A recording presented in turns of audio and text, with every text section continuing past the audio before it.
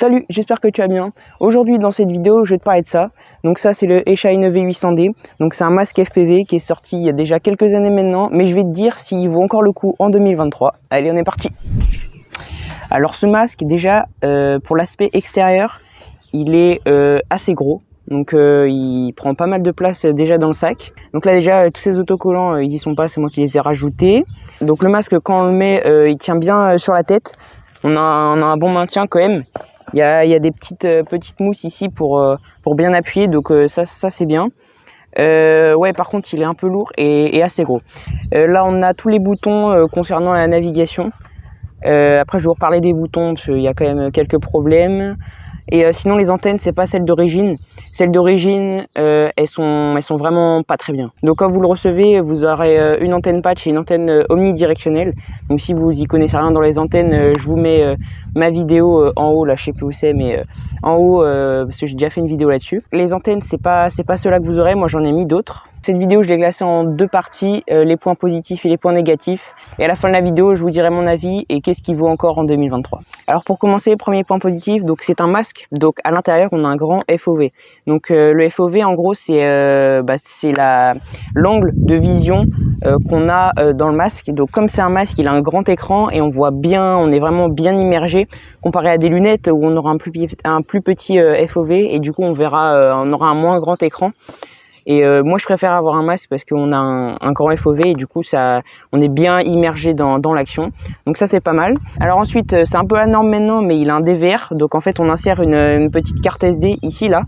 On insère une micro SD et du coup on peut enregistrer directement notre vol au cas où si on le crash. Donc si on a un GPS, on a juste à mettre les coordonnées GPS dans l'OSD et comme ça sur le DVR et ben on peut retrouver le dernier moment où les coordonnées GPS du dernier moment où on l'a vu, donc ça c'est pas mal. Et sinon pour enregistrer nos vols c'est pratique. Après maintenant presque tous les masques et lunettes ont des DVR, mais lui c'est bien qu'il en propose parce que pour ce prix là je pense pas qu'il y ait d'autres lunettes ou masques qui font des DVR parce que il coûte moins de 100 € je crois.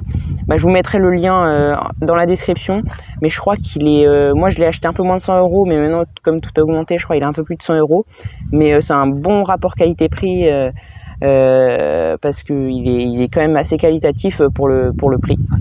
Alors ensuite troisième point positif, il a un bouton, donc là c'est cherche. Donc en fait dès qu'on appuie sur le petit bouton là, et ben il va chercher les fréquences vidéo et il va s'arrêter là où il capte un signal. Et du coup quand on n'a pas envie de chercher fréquence manuellement, parce que là on a un bouton pour chercher manuellement, et ben là c'est pratique parce qu'on appuie, hop, il cherche et il trouve tout de suite. Bon des fois il capte pas la bonne fréquence, du coup faut re-avancer manuellement, mais c'est quand même pratique.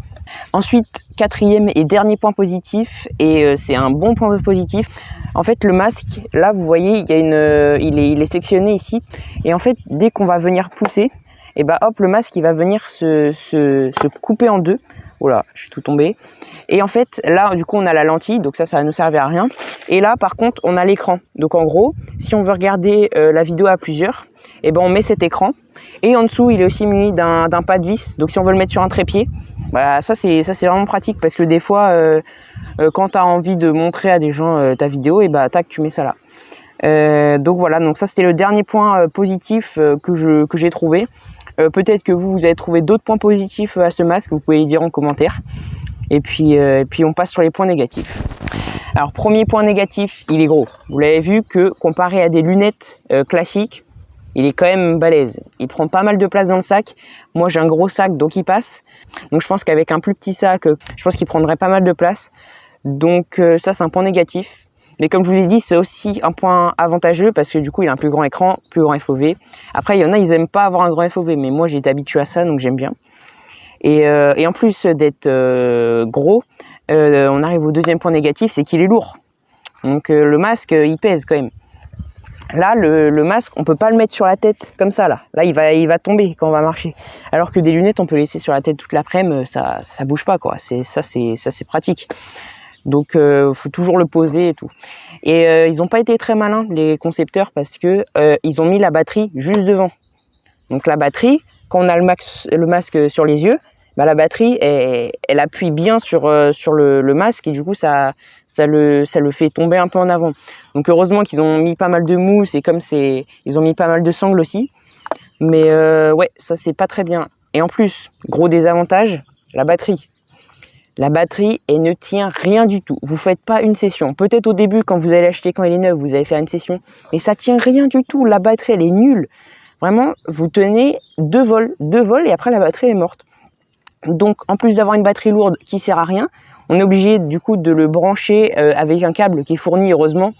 On peut brancher un câble qui est fourni du coup sur une batterie 3S. Donc, on est obligé de le brancher là.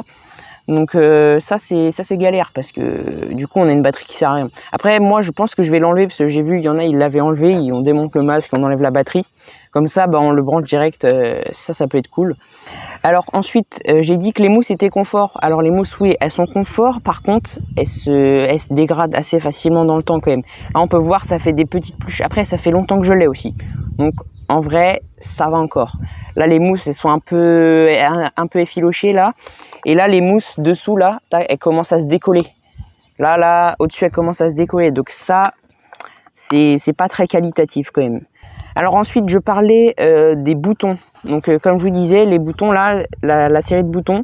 Moi, j'ai eu un problème avec le bouton pour rechercher manuellement.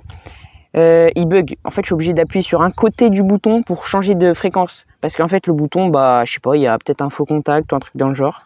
Et du coup, c'est galère. Quand vraiment, je suis obligé d'appuyer plusieurs fois. Les boutons, c'est un peu la merde quand même. Et le bouton d'allumage aussi. Ça, c'est un peu chiant. Il faut appuyer 2 secondes pour l'allumer. Donc là, t'es comme ça, en train d'attendre. Du coup, c'est un peu chiant. C'est le même problème qu'avec la Taranis.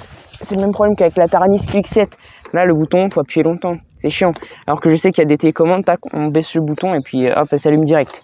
Donc ça, j'aime pas trop. Après, il y en a peut-être qui vont aimer, mais moi, j'aime pas.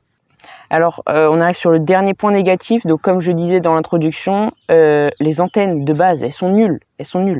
On est obligé. Bon, les miennes là, elles sont pas incroyables non plus, mais les antennes de base, faut les changer. Après, pour un débutant qui veut pas trop mettre de budget, il peut garder les antennes de base. Ça fera l'affaire. Mais dès qu'on veut commencer à aller un petit peu loin et faire un peu de distance, faut les changer. Donc voilà, c'est un point négatif et on a fini sur les points positifs et points négatifs. On va attaquer la conclusion. Alors, qu'est-ce que j'en pense et à qui il est destiné et qu'est-ce qu'il vaut encore en 2023. Alors, moi, je suis très content parce que pour le prix, c'est vraiment qualitatif. Il a bien duré dans le temps. Je crois, moi, ça doit faire 4 ans que je l'ai. Enfin, depuis mes débuts, donc 5 ans, 4-5 ans.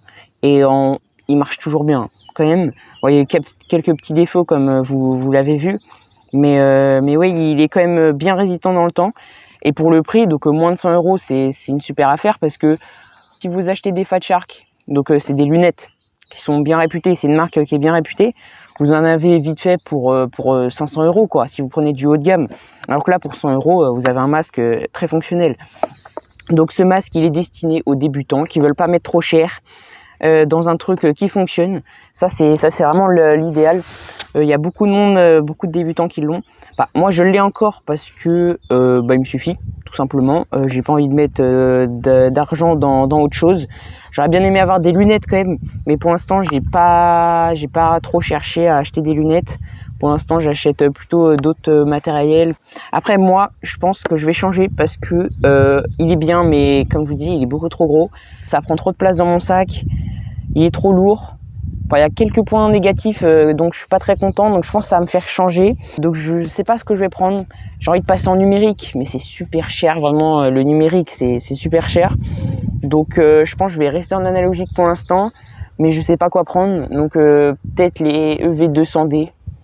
Après, les EV200D, elles sont bien parce que c'est des lunettes. C'est la même marque justement que ce masque. Et c'est en Quadversity. Donc là c'est Diversity, c'est-à-dire il y a 2 antennes, là il y a 4 antennes, donc on peut vraiment capter partout. Donc ça c'est bien. Sinon après il y a d'autres lunettes, mais il faudrait que je cherche. Alors est-ce qu'il vaut le coup en 2023? Moi je dis oui. Donc comme je vous disais, pour les débutants, il vaut carrément le coup. Il a plein de caractéristiques avantageuses que moi je pense qu'en 2023 il vaut carrément le coup pour ceux qui veulent débuter en analogique. Après le numérique, il a pris une grosse place dans le monde du FPV. Donc si vous avez un gros budget, foncez dans le numérique direct parce que j'ai déjà essayé, c'est incroyable, vraiment la réception, On capte beaucoup mieux, on voit beaucoup mieux, c'est incroyable. Après, il y a peut-être des gens, ils ont eu des problèmes, donc peut-être qu'ils sont déçus, mais numérique, c'est... Bah, j'ai pas de retour d'expérience personnellement. D'après ce qu'on m'a dit, c'est très bien. Mais par contre, ceux qui ont un petit budget, qui veulent débuter dans l'FPV, prenez ça. Hein. Prenez ça parce que c'est vraiment top. Donc voilà, on arrive sur la fin de cette vidéo. J'espère que je vous aurai appris des choses et que ça vous aura un peu orienté si vous voulez l'acheter ou pas. Et puis moi, je vous dis à la semaine prochaine pour une nouvelle vidéo. Salut!